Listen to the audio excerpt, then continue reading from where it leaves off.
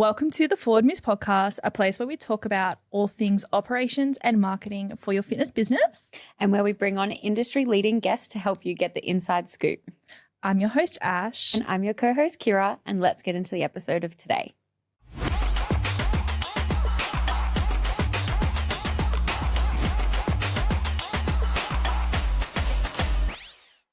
Welcome back, guys. Today we have a self-appointed big dog who is a giver of forehead kisses and absolutely slaying running a successful gym and an online coaching business, all whilst being a single mum. Welcome to the pod, Jess Tirpkos. What an intro. Self-appointed. Yeah. Did you like that one? Yes, self-appointed big dog, kind of, but also get called big dog by everyone. So Yes, not just self-appointed. oh my God, I should have just had my sleeves up the whole time. Get your traps out. Oh, we talk about traps all the time and send each other trap photos. The two personality highs in the room today. So it's going to be chaotic. So I'm sorry if you forget Ash is here. I'm literally going to be sitting in the corner like, okay. But I was telling the girls about the forehead kiss thing. Yes. Because you always post all the time and you're like, if I like your story, it's just like me giving you a little forehead kiss. Absolutely. I like everyone gets a forehead kiss. Like all the girls, forehead kisses. Yeah. And I've got this photo of one of my friends, Jaya. So she's one of Ben's lifters. And I flew interstate to watch a few of the girls compete. And we have this photo. I'm not coaching her. I'm literally there for the vibes, the personality hire. Just like at the back, helping everyone. And I've got her in like a headlock and I'm kissing her forehead. And I'm like, aggressively affectionate. Yes, I love that so much. So that was a cute little intro though. Thanks. Thank you. 3 from 3 for the day. Yeah. We've decided to make our intros very quirky. Yeah. No shit. I really like that. Did you know I've got a big dog? I've got big dog tattooed on me. I know. I told them. I was like, she even got big dog tattooed. So I was like, it is self-appointed. Like you went and got It was a bet. It was like a matching tattoo. So it wasn't it wasn't just me, but yes, I've got big dog on my shin. Yeah. Love Yeah. that. Yeah, I'm not getting the feet out. Yeah. No, we don't. I don't think no free feet pics. Put this episode behind a paywall. Everyone opens up their Spotify to look at the video. It's literally just you. Why are our video views higher this week? Okay, all right. Before we get too off track, I feel like we're so off the track, we're not even a train anymore. But for those who don't know you, give yourself a little bit of an introduction. What do you do? Okay, so I am women's online strength and powerlifting coach. So that would be like the main thing. Mm-hmm. I am a co-owner and operator of a strength gym out in Seaford, Victoria. I think it's actually considered outside of Melbourne. I am a single mum. My little Parker. God, what else am I? I'm a power lifter, I guess. I don't even know. I feel like there's a bit of everything in there. Just lover of life. You're a bag of mixed lollies. Literally Everything going on. started as a personality hire. There wasn't a specific role that fit. And built one. Well, not even a personality hire. I literally asked for a job. Yeah. Well, let's start there because STC, there's two sides. There's Fit and Learn. Correct. And Ben started it. Yeah. So I think like originally way back when it was originally Ben and Michael, his dad. So a lot of people don't know that Michael's behind the scenes as well. So he is our admin. The best part about it is his name is Michael Scott. Yeah, I know. Yeah. That's so funny. I'm going to ask you a really embarrassing question. I don't know. What does it stand for? Yeah, I don't know. You don't know? That's what I'm looking at. Because me and Kira were like, what does it stand for? It's like, it's so bad because of our long-term relationship. And I'm like, oh my we God, were like what is strength that? training conditioning? Strength and conditioning? I just say strength training coaches. I'm like, yeah. Strength training coaches. I don't know. And then we've recently hired like a couple of people and they've all asked the question. And every time Ben and Jace answer, they're like, ha ha ha, whatever you want it to mean. I'm like, no, that's not how it works. I'm glad we're not the only ones because I felt so bad because I was like, we've obviously worked for so long together and I'm like, No, I don't know. And that's why before you even asked the question, I was like, I don't know. It's embarrassing for you, but it's embarrassing for me. I am part of the business. And I'm like, I don't know. I just work here. Shit, leave me alone. literally. Like, am I supposed to know what I mean? So it's like you went from personality hire into co-owner. Well, yeah. So Well, you went we're from like, client to so the story as it goes is I was looking for a coach postpartum. And as women that hire a coach, I feel like whenever you go for a male, like some people in the fitness industry can be really weary of or whatever. So when I was like considering coaches, I had like a little short list and I was like, I love what Ben does. I wasn't specifically into powerlifting then. I was when I was younger, but then fell out of love with the sport. So I was like 6-7 months postpartum. I was like, I just want like a male coach that I can trust, whatever. Reached out to Ben and I was like, I really like their business. So I like that they're professional because like Jace, they were already working together and all of that. I liked that they were professional, or at least they came across that way online. They are. I love you guys.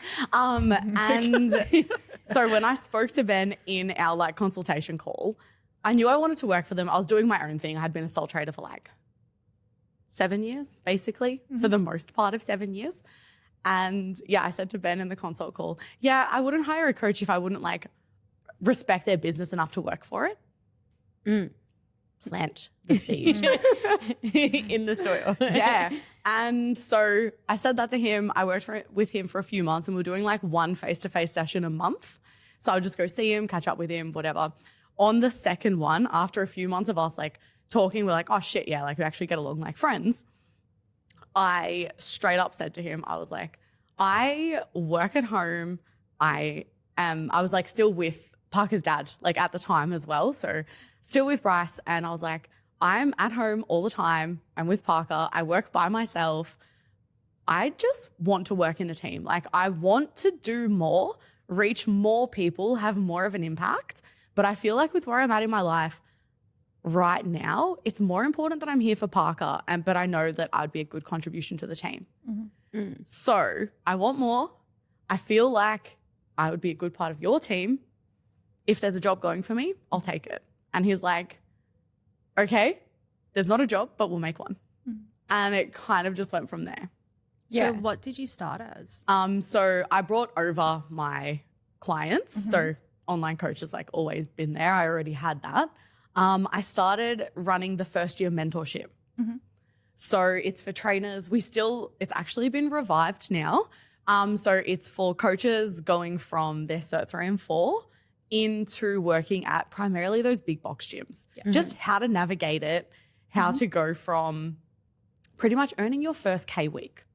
Yeah. That was like where it started. So I didn't feel comfortable mentoring. It would have felt like, even though I had the stack of proof, I didn't want to mentor anyone for anything else. It was like the new coaches, I was so confident that I could help them get off their feet, run them through the coursework and mentor them once a week. So did that, but it was kind of like, it worked, but I wasn't as passionate about it as I thought I'd be. And Ben, like there was friction with certain things. I'm terrible with data tracking. Terrible. That is like my biggest friction point in business and where I have to like go back and make sure I'm up to date. I do it every week, but it's like, it's a real conscious effort, not second nature after 10 years. Yeah.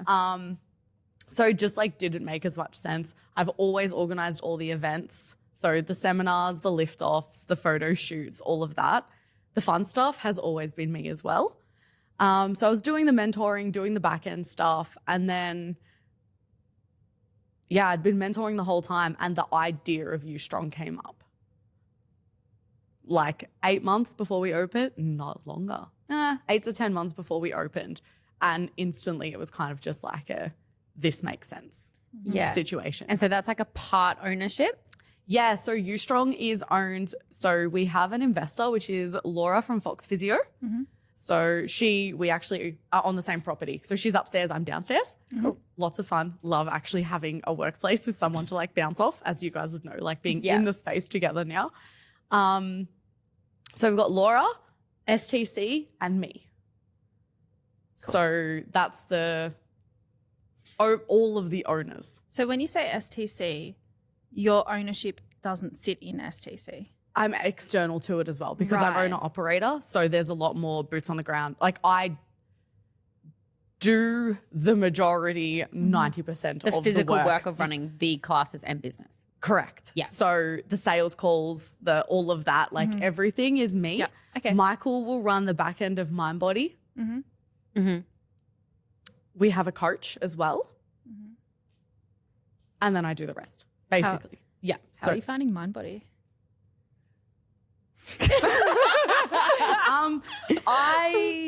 In terms of like booking the classes and stuff like that, we definitely had to have a lot of calls with them to just kind of like understand it. And even still now, like I'll like call Michael dad and I'll just be like, Dad, I don't know what's happening.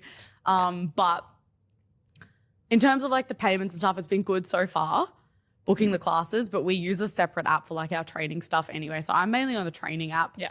Yeah. Well, how long have you guys been open for at U-Strong? We opened at the end of August. Yeah. So yeah. Still getting how's it through like going? teething stuff and everything. Absolutely. Yeah. Like the first few months was just like, we didn't have our shipping container didn't come on time. We had the wrong stuff sent to us. We got no bumper plates sent to us. So we were borrowing bumper plates or using like my own bumper plates. We didn't have like full sets. It was chaos the first couple of months. And I was the only person working there for the first 2 months. Wow. Yeah. That's intense. Yeah. So it's like the mornings, the nights, the everything in between, the sales calls. We use a CRM, which is with an external marketing company like overseas.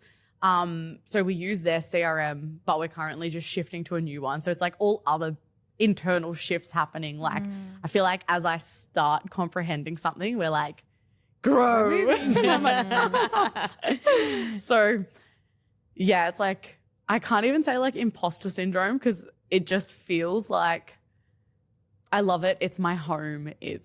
I'm so aligned with the message of it because I built it. Yeah. But every time, like, yeah, I'm just like sitting in there or doing something or doing sales calls and doing that stuff. It's like, holy shit, like, yeah, this is it. love This is what I that. do now. Yeah, it's wild while still running full-time online coaching. So that's I didn't know that you were like one of the third. I thought it was just STC. That's No. really cool. Oh, yeah, I think I don't, and it's not just me that thinks this, like I don't talk about it anywhere near enough as I think I should. I don't know, like the sense of saying gym owner, I think I've said it a couple of times. Yeah. I very rarely, like last week I posted a story saying that. It's like, hey, for those of you that don't actually know, like I am an owner of this. And Ben messaged me. He's like, I was so happy to see that story because I just don't talk like that. Because I'm like, I don't know. It's the coach that I hired, her name is also Jess. So it's like, she's a power lifter. She's got tattoos. Her name is Jess and she's a mum. And all of that was like, I didn't headhunt her. She applied for the job. And I was like, so when you describe us, it's like, blonde or brunette Jess, because there's no quiet or loud Jess. Guess which one I am. I'm going to take a stab and say quiet. Yeah. Can you imagine a amped up version of me? I do want to touch on all of that because I feel like there's so much chatter around like being a mum, you can't also do everything else. Yeah. Do you think that's kind of like a lie or like a cop out, or do you think like it is possible and people just like don't want to do it? I think you can do absolutely everything, but not necessarily everything at once. In terms of my favorite analogy is like the pizza or the pie analogy. Like you can't change the size of your pizza, but you can change the size of each individual slice depending on how you cut it. So irrespective, I have to be a mum first and foremost. Like Parker has never been to childcare aside from a small family daycare that was 2 5-hour sessions a week. I didn't want him to go to daycare. I wanted to raise him. Like I breastfed him until he was 2. And his second birthday stopped because like I always prioritize being a mum and I guess giving him the best possible start to life, forming those connections, like forming that connection with him, safe attachment, secure attachment, and all of the things that matter in those formative years. So that's always my number one. That is the biggest piece of my pie, and that will never change. Then there's U-Strong, online coaching, and then the back end stuff for the little bits and bobs that are irregular that I did let go of a lot of work when I started with U-Strong. So in terms of STC learn, don't do anything there now.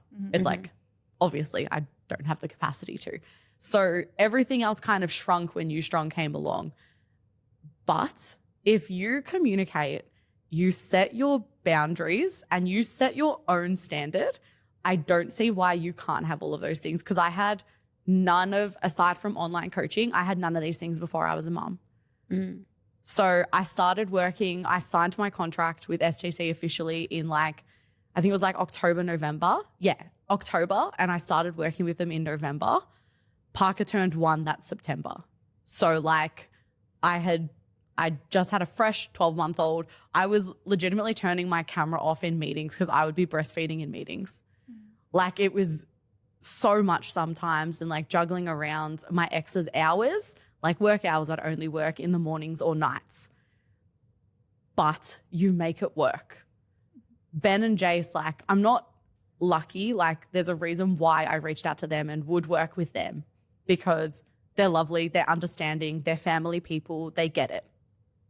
So surrounding myself with those people made this possible. Then when it came to opening the doors of You Strong, my God, my mum comes in clutch as well because she will help me. So she came with me because I wanted to see Parker after kinder today. So I didn't pick him up, but I picked him up. I went there to see him before he went home with my mum just so I could see him before I go home. So mum will come in and help out where she can. But up until recently, my mum was working full time anyway. She's young. I'm not I'm an old mum or anything. Mum's still working full time. But yeah, reaching out to my mum for help, communicating with Parker's dad. We have an incredibly good co-parenting relationship. We do roughly 50-50 of the week together. And that's revolved around my in-person work schedule. So there was big conversations but he's always been relatively understanding with that stuff. So it was cool. Had to get him on board to make sure I could still work, get Parker's kinder days to align with my work days. And then online coaching is just making sure I split my check-ins up across the week and not give myself a whole day of check-ins because you never get one whole day to do one whole task. And then there's obviously my own training, which goes, it's 4 days a week. I literally was talking today. I had to split half my sessions up last week into 2 half-an-hour sessions across days because I didn't have the time to fit one whole session in.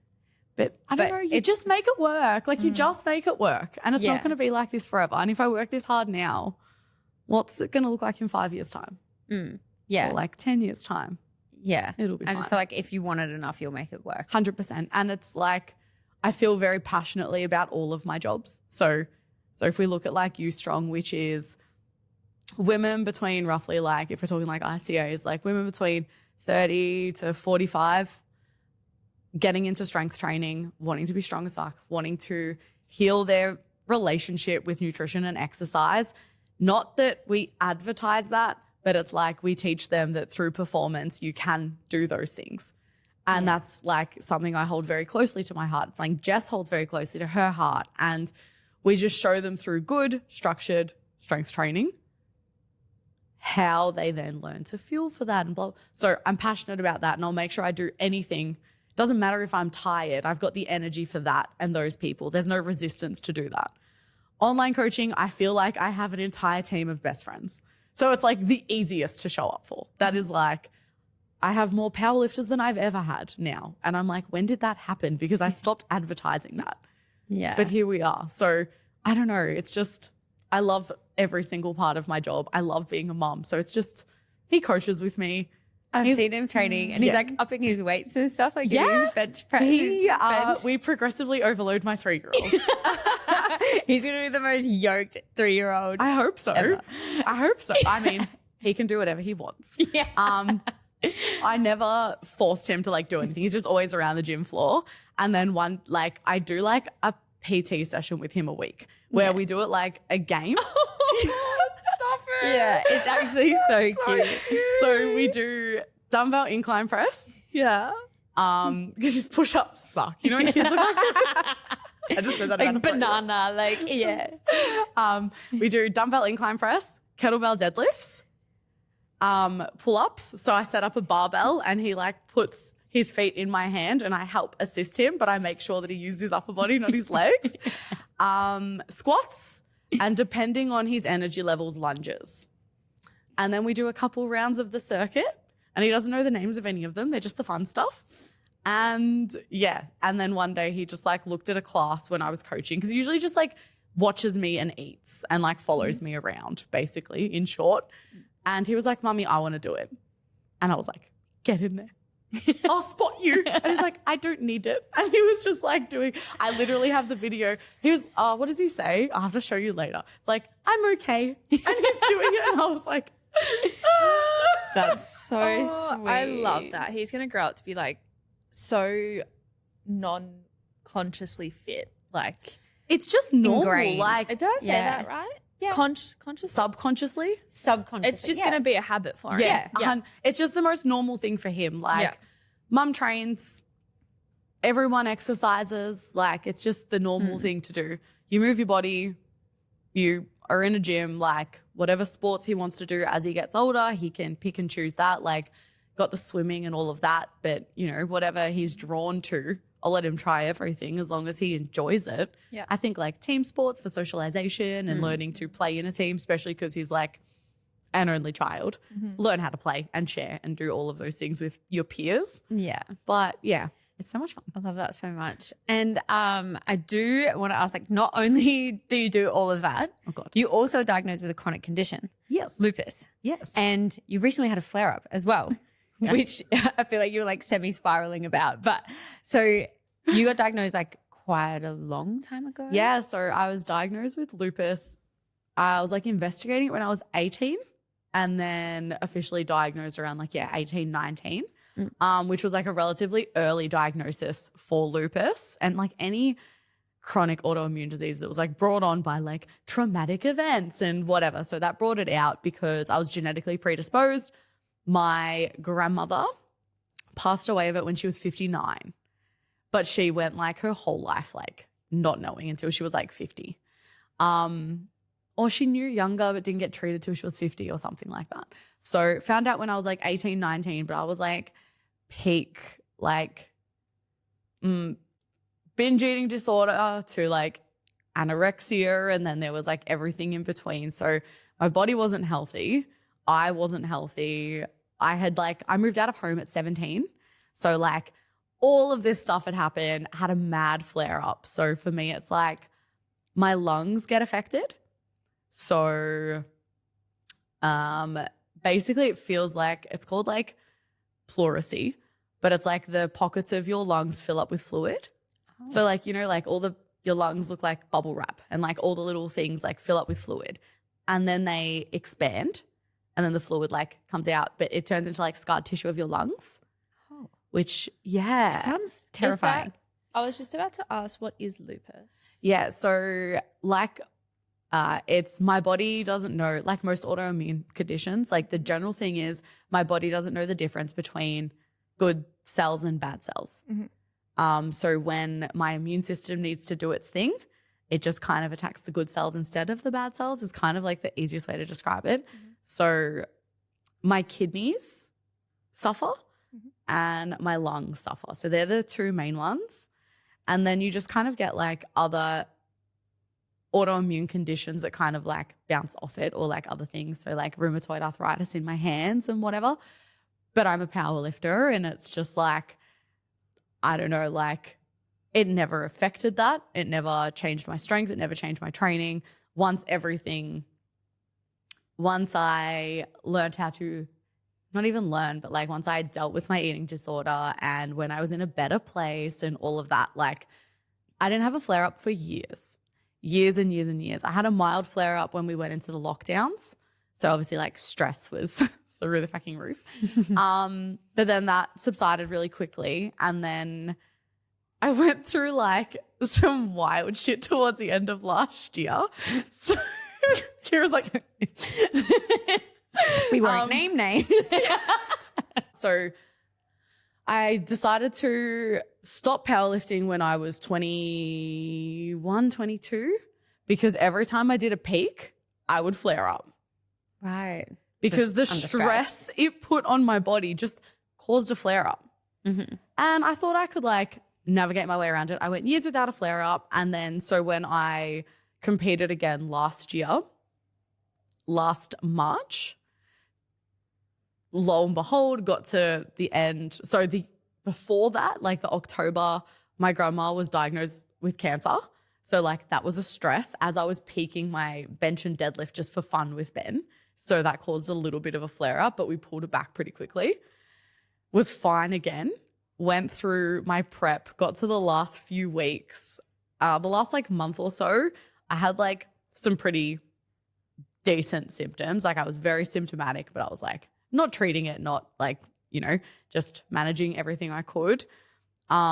Still competed, slayed. And then I got invited to nationals, which was only like 10 or so weeks in between. So it meant that I wouldn't really get a break between peaking. And I was like to Ben, like, fuck, it's so much harder to get into like nationals now. I'm so lucky I got to do it on like my first year. I'll do it. Don't recommend opening a gym, doing 2 back-to-back preps, and then going through life stress at the same time, whilst having like inconsistent sleep schedule with Parker and the physical stuff of like unloading shipping containers and doing all of that stuff. So it just like, yeah, I went through like a really mad flare up at the middle of last year. And then through like lifestyle and everything, like got it under wraps, pretty much worked like fight or flight without realizing it whilst running You Strong by myself. And I was like, we've made it. We're all good. And then I got cheated on by another partner. And then that kind of like spiked it towards like the end of last year. And then it's just been like management since, and then finally went through a course of medication this year because I put it off for so long that I was like, I'm going to be fine.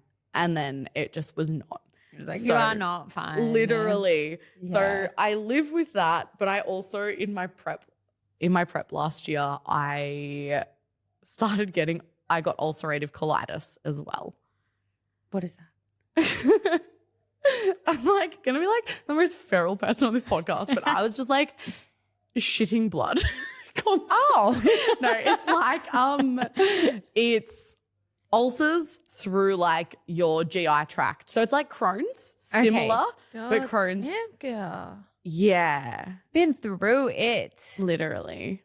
So that was last year. So there's so many just like shit jokes that go on now, like at work, at the gym, like all of that, because it was just horrible. So that started last year, and that was kind of like with lupus, I knew what my symptoms were. I knew how to make it chill. I could still kind of like get through a work day. Training would suffer, but I'd be fine. Whereas with something like that, I couldn't eat. Like I would eat and have to plan my meals around proximity to the bathroom. Like it was so, bet this is what you guys thought this podcast was going to turn into.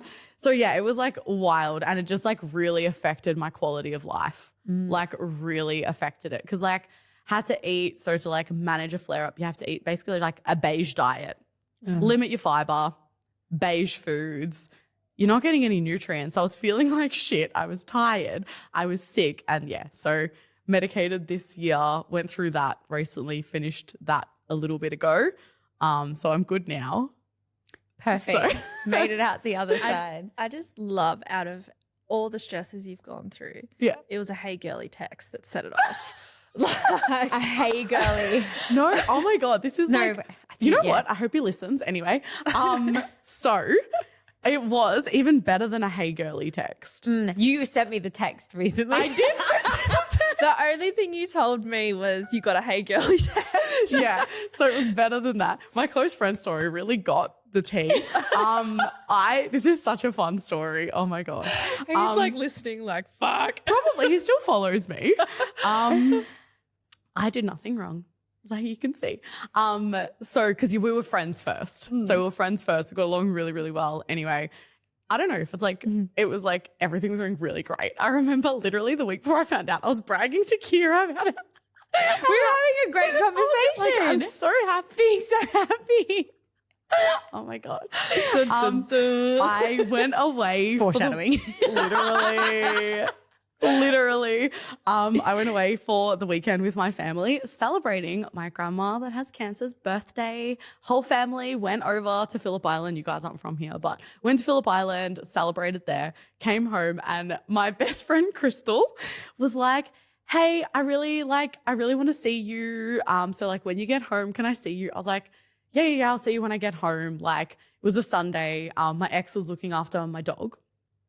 And so I went and picked up my dog from his house, like went and trained with him before going home, like spent the afternoon with him. And I was like, oh yeah, like Crystal really wants to see me today. Didn't get anything from him. Like he was normal. And I said to him, like, you know what? I can't be bothered. Like I'm exhausted. I don't want to go home. And she's like, I don't want to see you. Like, no, I don't want to see you, but like, I can't be fucked. Like, can I just see you another time? She's like, no. All right, I'll see you when I get home. She was tracking my location, met me at home. And she was like, Dada is with another girl. And that was like the first thing. She's like, how was your weekend? I was like, yeah, good. She was like, blah, blah, blah's with someone else. I was like, who? I was like, all right, let's fucking go. Because he was like infamous for it. But everyone was like, wow, you've changed him. Never. Oh my God, that's gut-wrenching. Yeah, because the girl knew my best friend. They went to high school together. Bro, you're kidding. Oh my God. Anyway, she was like the only person I ever, like, not that I ever had any suspicions that I was being cheated on, but she was like the only name that ever came up because I was like, who's? You know what? If you have suspicions, I am a firm believer of this, and you go through their follow list, you know who it is immediately. Oh, it was so clear. Yeah. And like he would lie about things that he didn't need to lie about that I didn't know were a lie at the time. Like it was just so And unnecessary. then you just start thinking back to it all and you're like, Literally. And then the girl was like she had no idea. The embarrassing part, the most embarrassing part is we officially hard launched on Instagram. And that's how the girl found out. So my hard launch was 24 hours on Instagram. Oh, Jess. A girl's intuition is just next level, hey? oh man. It's just like, I would consider myself an incredibly like, I'm self-aware. I would like to say that I'm like emotionally mature. I was I'm very cautious, like never ever was around never would sleep in the house with my son, nothing like that. No. Like that's my separate life. Like that's, so different, blah, blah, blah. I was so happy with everything, the way that I was handling everything, yada, yada, yada. It was literally like the week after he had fully integrated with the STC boys. He did a podcast, all of this stuff, fully integrated. Hard launched after that weekend because I was like, all right. Pretty solid. Yeah, let's do this. And that was when I got found out. And I was like, I don't even feel stupid. It was just like, you're the idiot because this was good. I'm great. I think I'm great. Wrong My decision. jaw is on the floor. Yeah, really embarrassing about the hard launch as well. What is wrong with people? It was so funny because not so funny, but it was hilarious. No. Because you posted it and I was like, oh, cool. And then literally I must have been oh yeah, they're together. And then I went to find the post and I was like, I can't find it. I was like, that's so weird. And then I was like, I literally because I called him, I was like, I didn't say anything. So I called him. I saw the evidence, saw the messages, and I was like, I fully believed her. She was like, call me if you want to. I was like, no, it's cool. I just called him and he's like, hey baby, what's up? And I just read out all the screenshot that I sent you. I just read out all the messages and he was like, oh, I was like, come here now. Get to my house right now. And that was it. We broke up instantly, whatever. Just, through the industry, still have to see each other, whatever, from time to time. But I was just like, I'm just going to be the bigger person. And every single person's like, I had no idea any of that happened. And I was like, they're like, how are you still so happy? And I was like, I can't do anything about it. yeah. And that's kind of it. I'm like, what am I going to do? I can laugh about it because it is fucking hilarious retrospectively. At the time, I was like, I'm good. I'm shitting blood 6 times a day.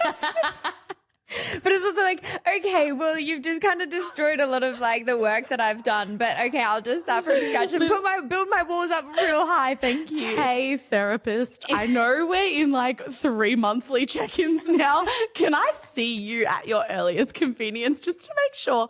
Because I was handling it so well. I was like, why am I handling it so well?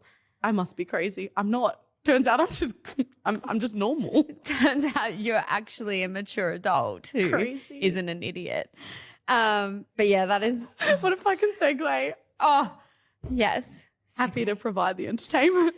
But it is one of those things though, like it is a testament that like you do still show up so happy and you're such like a positive person. And I feel like it's a big thing to be like, okay, yeah, like you might have copped like a little bit of like people talking about you, but it's one of those things to think like I can't control how people are going to think about me and the thoughts that they have. 100%. So why dwell on it? Yeah. Yeah, I don't know, like Jess, the one that I work with, Jess says to me, she's like, you are the most like chronically optimistic person I've like ever met. And like I feel the sad things when I need to. I work through them, but I'm like, if I can't control it, I'm not going to stress about it. And I used to just like say it until I felt it. And I feel like I've been doing that for so long that I just fully believe it now. Yeah. There's actually a song. I'm going to send it to you. And it's called Pronoia. And it's the opposite of paranoia, where you believe the world works in your favor. I'm going to get that tattooed on my chest. Right?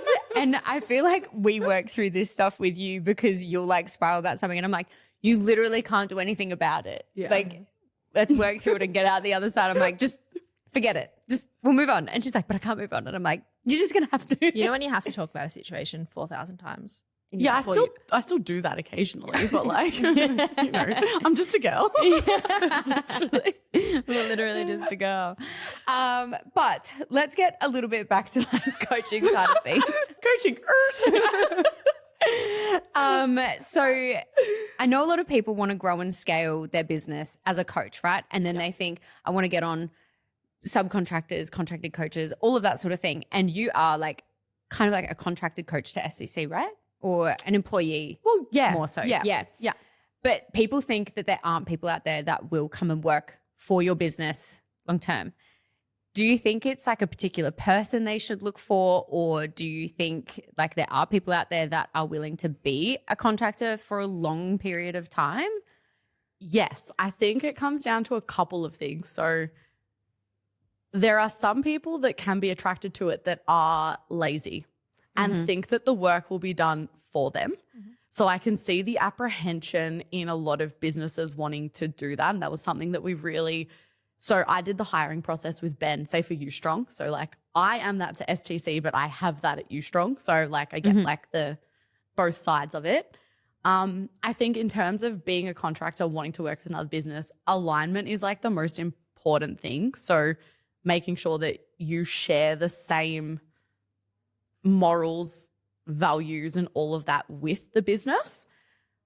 But it's also about understanding what you're good at, what you're not good at, and I guess like finding a role within a team that you can excel at that at. I don't know if that makes sense.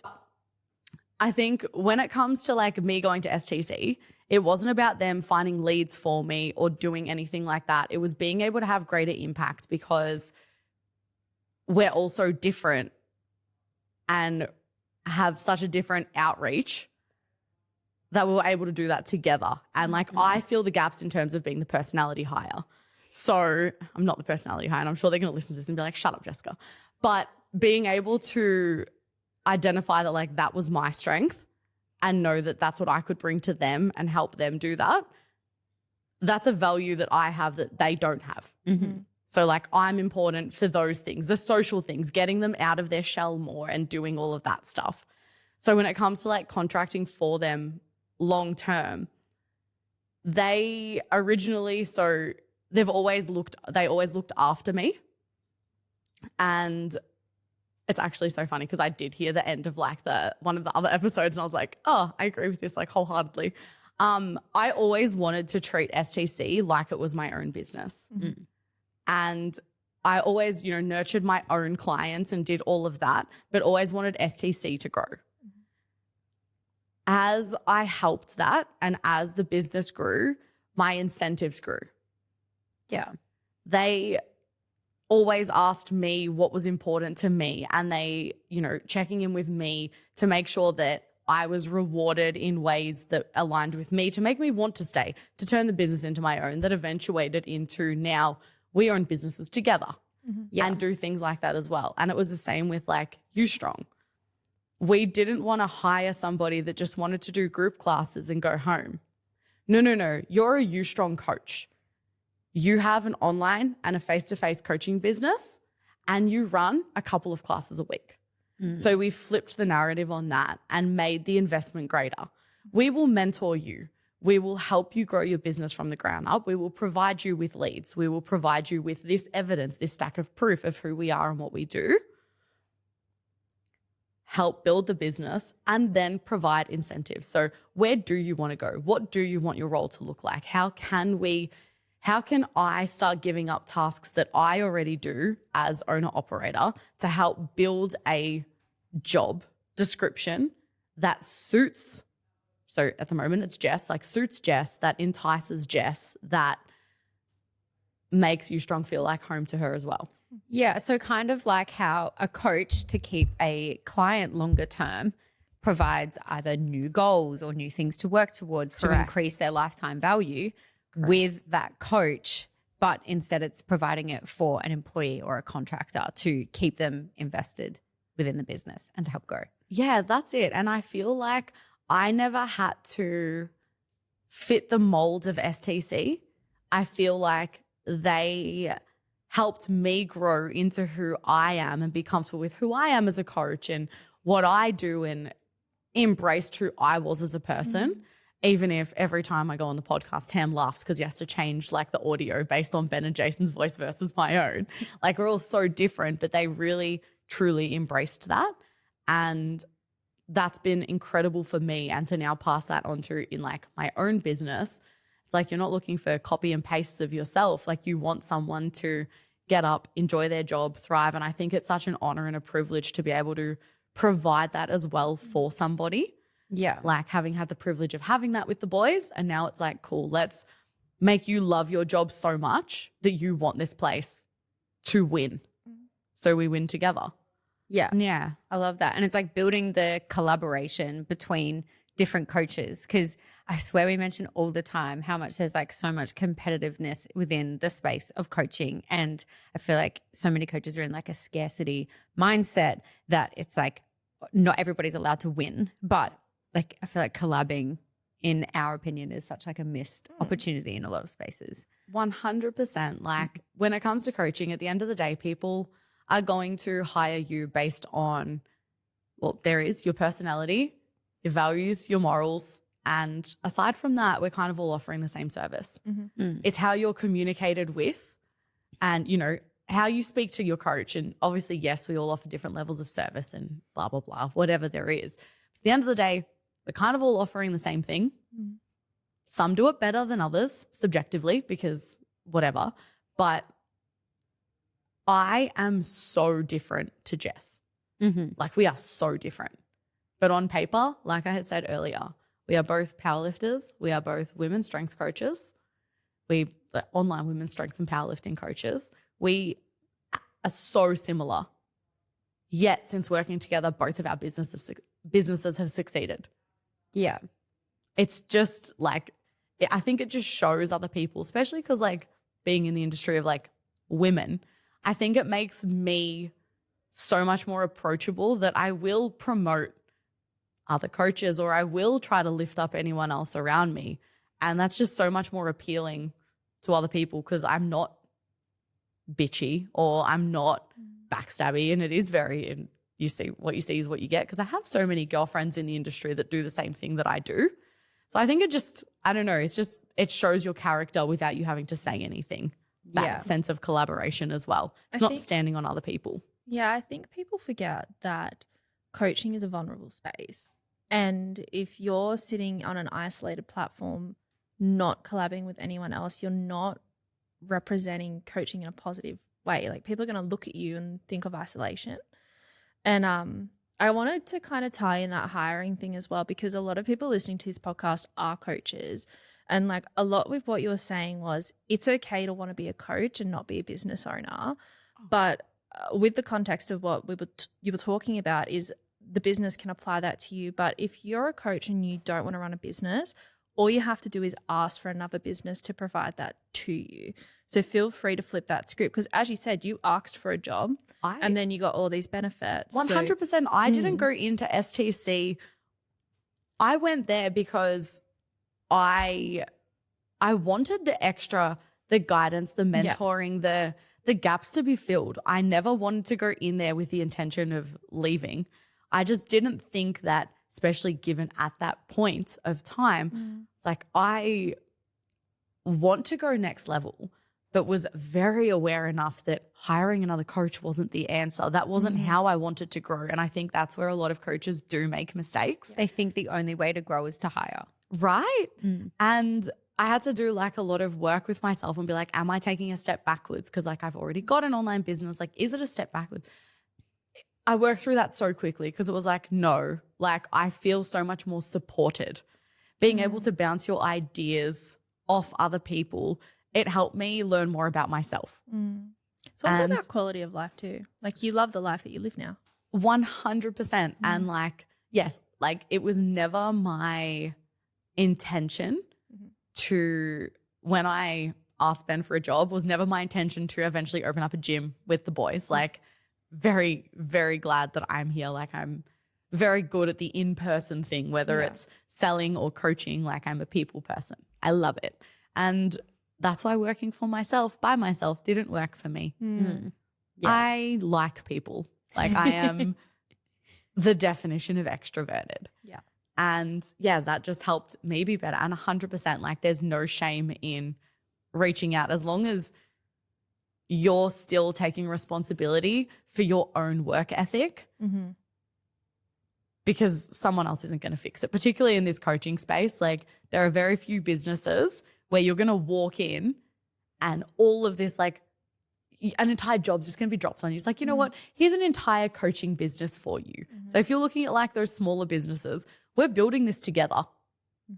So it's like I still had to show up as if it was my own. But yeah. Yeah. I think that's a really good way to put that all together and put it into perspective for people. I do want to touch on, because I know you're really passionate about it, charity events.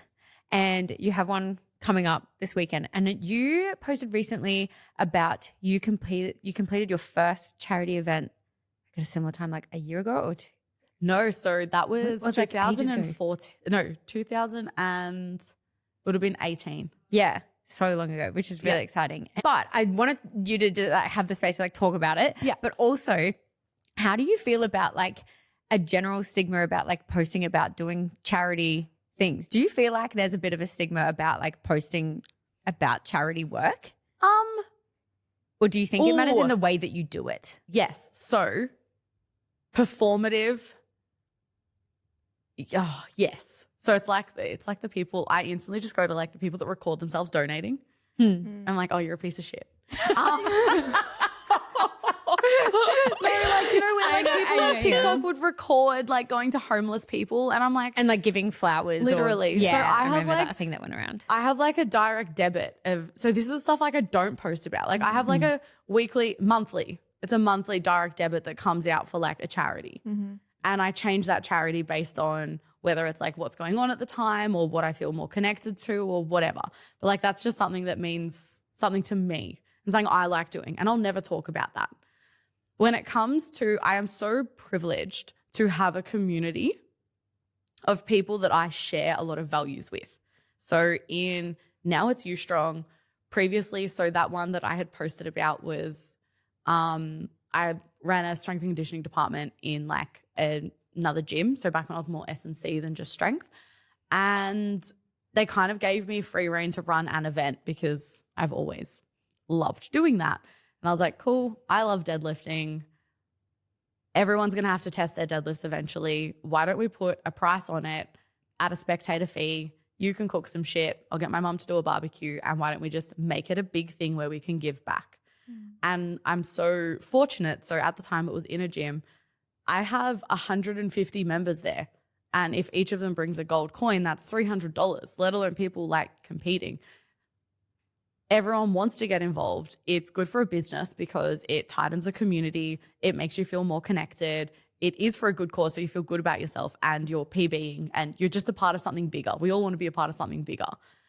So the charity aspect comes in not because like, yeah, I feel like it's like it is altruistic, but like the benefit of it is getting to see people together. I think that's the biggest win of it. And when it comes to that, I will plaster it like left, right, and center. I don't give a fuck. For the You Strong one, so this is the first time we've ran liftoffs for STC before, where the charity was someone that Ben knows closely. So it's a family friend's son, and he has a very rare genetic disorder, and we've always raised money for that charity. So that's always been the default. So it's like, cool, it gets to help. So we do that. Mm-hmm. Why would you not push that? Why would you not want more of that? And yeah, this You Strong one was like particularly special because it is a safe haven for women.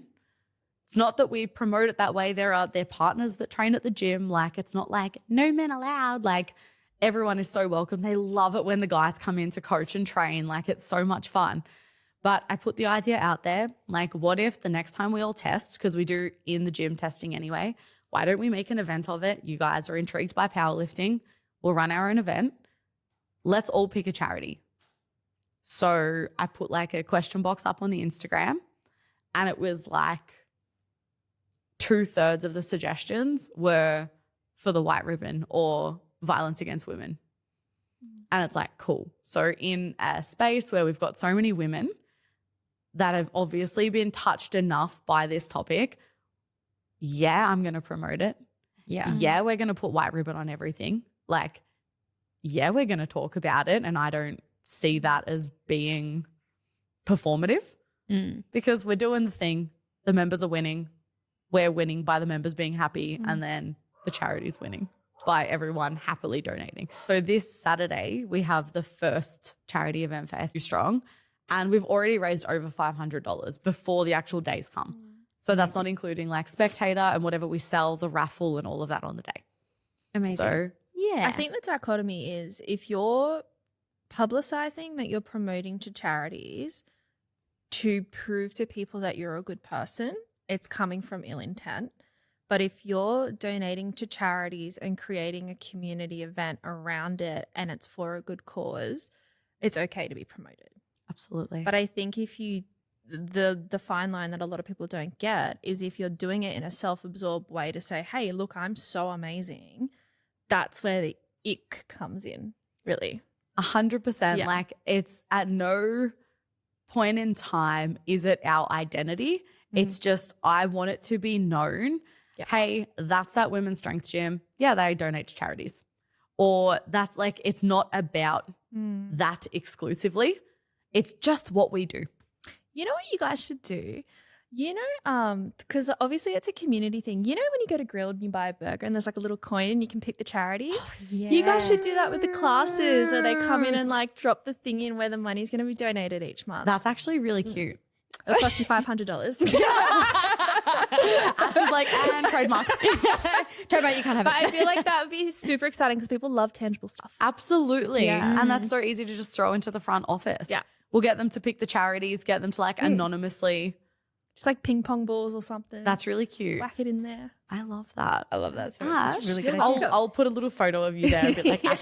That's my idea. No, Jess is gonna be like, no one listens to the podcast. I came up with a really good idea. But I also like what a lot of people don't realize is doing things like that allows your community. You don't know what's going on in their life, so the ability to be able to give to something in a small way can make or break their week or make or break their attention with you. So it's not just a self-absorbed thing. No. And yeah, I think that's the part that's really like touching the most. It's like you guys picked this. The general idea was there. You picked this. You've worked towards this. And I can only imagine how like emotional the day will be. Like, you know, when you hit a PB, like I'm like going to scream, I'm going to cry, I'm going to like do all the things, let alone watching. I think we've got 17 lifters. Cool. Wow. Yeah. That's so exciting. Yeah, it's like I would have been happy with 10. Yeah. I would have been like so stoked with 10. So 17 lifters, knowing that they're all it's something that means something to them. Yeah, it's going to be really emotional. I'm already tearing up thinking about it. So I'm just going to bawl my eyes out on Saturday all day. Yeah. But yeah. You better stay hydrated. Literally. I feel like you can really tell when something like at a charity event comes across as 100% genuine. Yeah. So yeah, that's really nice. And I do want to touch on quickly as well. I want you to be able to talk about women and confidence and being the big dog and taking up space. What would be like a general advice for women in the space of either business or a client in the gym, whatever it may be? Like, do you have advice for women who are scared to take up space? I think the first step is making sure like you're surrounded by the right people. Because I think if you can be yourself around enough people, it takes that fear away. It's one thing to be like, fake it till you make it. Fake what? Like, fake what until you make it? So when you've got people around you that you can 100% authentically be yourself with, not everyone has to be an oversharer like I am and tell a whole podcast their life story. But like, it's not even about that. It's like, if I'm comfortable enough to fully be myself, embrace who I am without judgment, I'm less ashamed of who I am. I'm less worried about who I am. Now that's like the personality, that's the confidence. That can then be transferred to what I'm wearing. If I'm comfortable enough to walk around the house in a sports bra, that's one bit of improvement. If I can do that in front of my best friend or my partner or whoever it is, that's like another step. They might say something, they might compliment you, be like, oh my God, that looks good, or blah, blah, blah. The next step after that is like maybe going to the gym and doing it with your friend. Mm-hmm. You know, it's like those small things. Like I truly think that who you surround yourself with is just going to make or break your confidence. Like I've always been a confident person, but like my confidence is like, I wear baggy shit. Yeah, I'll wear a sports bra or whatever in the gym or whatever. But like I met my best friend by booking in a private pole dancing lesson with her because I am the last person that you would expect to do pole dancing. I move in one direction and that's up and down. I squat, I deadlift, I bench. And that's how I met my best friend. I love that. That's amazing. Yeah, like that's what gave me the confidence. And then I could just completely be myself with her. And then that allows me to be myself for other people, be a safe space. And once like I really felt comfortable with myself and other people could sense that, and I will always compliment, I will always do the thing, make sure other people feel safe and whatever, then they get more confident and then they can do that for their friends. So yeah, I think, step one is surround yourself with those people. And if you don't have them, hire them. So whether it's a coach or a community or something like that, like it's out there. Yeah. And social media makes it so much easier to find as well. Just send the message or 100%. Yeah. Yeah. I feel like I was actually reading over some random goals that I wrote at the start of this year, and it was like, send more messages to people. So like reply to more stories or just reach out to more people in general. Cause I feel like people hold themselves back from just like being the first one. Like that's so scary to be like vulnerable, even just be like slay, like anything. That's so scary. Story of my life. I don't know Yeah. why. Slay. That's our word of the year. Yeah. In our office, slay was like the word of the year. Oh, I love that. I am like kind of reformed from saying slay. I still say it a lot. But I like had to reform myself because I swear it was the only thing that came out of my mouth for 12 months.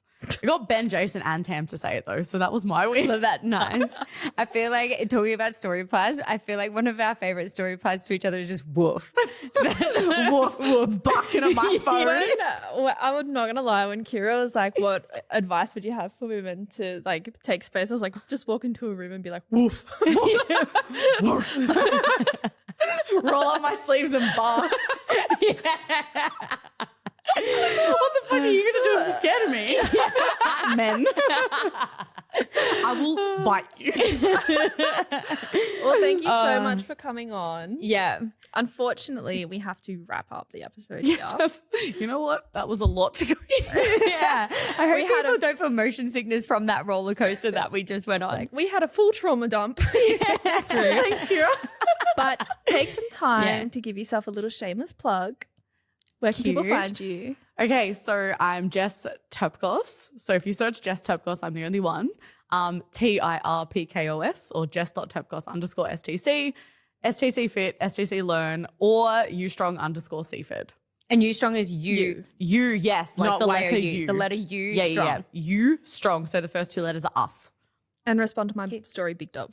Yeah, reply to my story. No, maybe don't. Depends on who listens. Depends on who you are. Girls only. Reply wolf. Well, thank you so Thank much. It was such a you. good chat. And thank you to everybody listening. We will see you next time. Thank you. Bye.